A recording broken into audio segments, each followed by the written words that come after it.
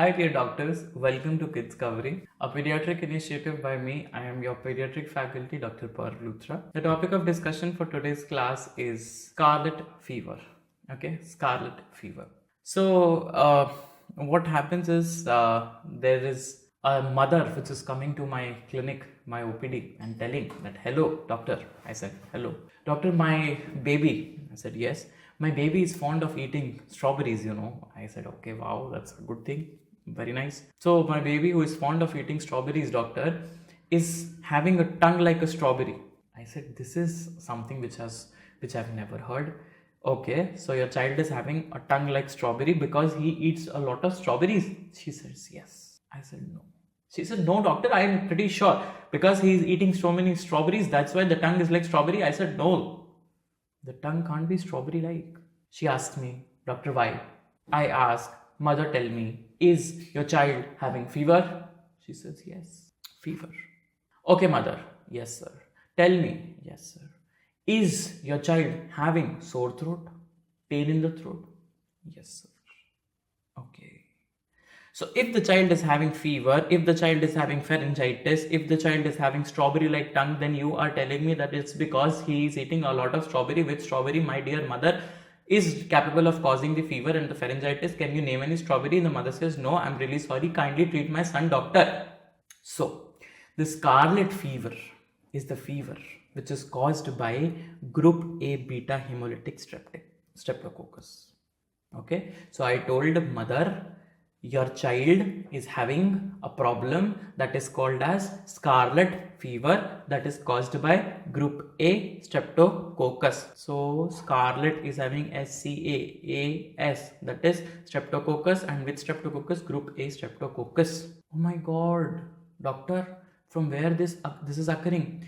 See, can you tell me that your child has a sore throat history before as well, and now even he is having the history of the sore throat? Mother says, yes, yes, yes. So it comes most commonly from the pharyngitis. It can also come from the wound infections, but it comes from the pharyngitis. The mother gets tensed. Mother says, can you tell me how this streptococcus can harm my baby? I said, yes, definitely I can tell you. And the cause of this harm is that the toxin associated with the scarlet fever, the toxin which is associated with scarlet fever is coming from group A streptococcus, and that is responsible for causing a inflammatory response, and this inflammatory response is responsible for causing the vasodilatation. All the vessels, my dear lady, are enlarged. And since all the vessels, my dear lady, are enlarged, you are having a scarlet color of the rash. Scarlet color of the rash. Okay. This color is called as scarlet color. This color is called as scarlet color.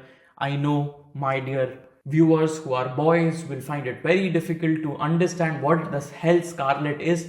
Just remember, it's a form of red color. But ladies who are very pro at give me the lipstick of which color? Nude color or something like that. I even don't know. Give me the nail paint of this color. We boys, we don't have anything like that. We don't have any transparent or no. We have white. Girls have so many pink, magenta, burgundy, and whatnot. We don't have like that. We don't have anything. So out of a lady, she named this color as scarlet. So now we can see this is a scarlet shape, scarlet color of the rashes. And my dear pretty boys, you will also have to remember this. Okay. So what happens actually, it is having, this rash is having the scarlet fever rash. Okay. The rash is having 1 to 4 days, 4 days of incubation period. And once the rash is there, the rash is followed by a desquamation, that is called as peeling. Okay, peeling of the fingers and everything, it is going to start. Okay, so once this rash is there, you peel it, so you can peel it. Okay, and you can see that now this rash is having a Pastia's line also. Pastia's line, for those of you who are Hindi speaking, there is a dry fruit called as pista. So from that pista you can remember pastia. Or for those of you who are English speaking, there is a dish called as pasta. Okay, so pastia. Okay, most of the students after this class, they send me the picture of pasta on my Instagram telling that, sir, because you said pasta, so khane ka man kar gaya. So Pastia's lines is actually nothing else but Pastia's lines is the rash in a linear pattern along the skin fold. So wherever the skin is getting folded like this, the rash will appear as a line. There will be circumoral pallor. Okay, so there will be circumoral. So can you see this around the mouth? There is a pallor which is actually there. Okay, why? Because the rash is going to spare this area, the nasolabial area. Okay, the rash is going to spare the chin. Okay, so can you remember? Do you remember the mother who was coming to me? I called the mother again. Come, mother. Yes, mother. Can you tell me, is there a fever to the baby? Yes. Was there any history of pharyngitis? Yes. Is the baby having linear rash? Yes. Is the baby peeling the finger? Yes. Is the baby having circumoral pallor? Yes.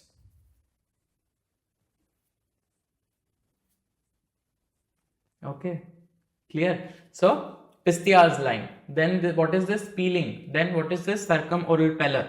Doctor, I can see those rashes. They just appear as if sandpaper is there. You know, very rough. Yeah, sandpaper. Thank you so much for giving the clue. S for scarlet fever. S for sandpaper.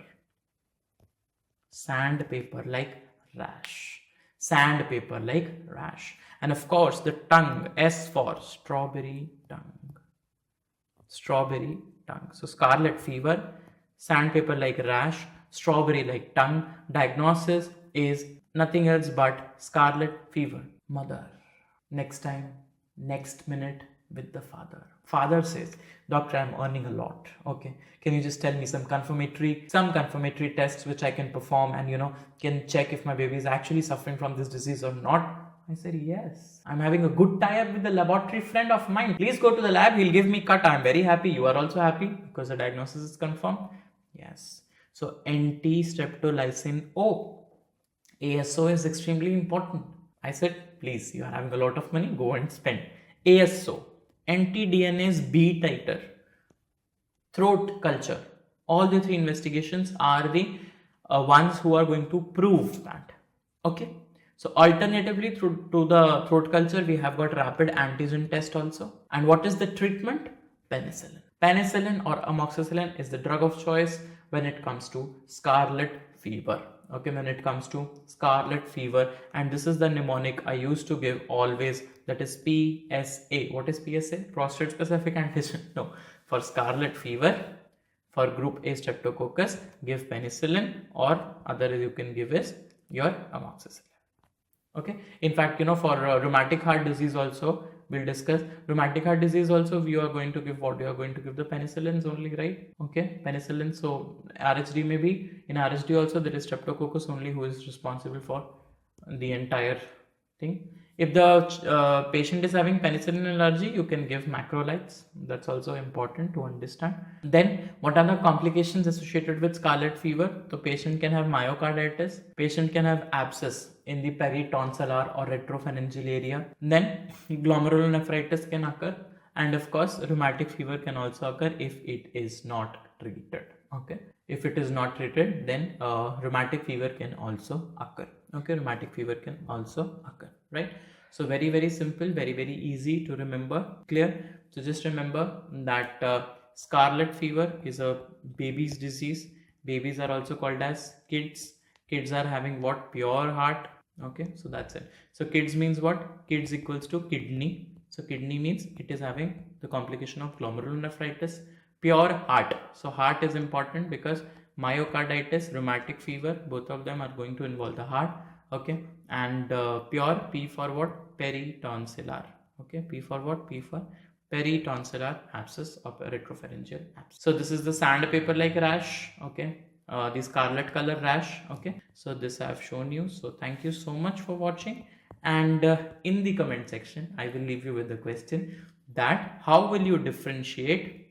Okay, how will you differentiate between scarlet fever and Kawasaki's disease? How will you differentiate between scarlet fever and Kawasaki disease? Okay, chal, thank you.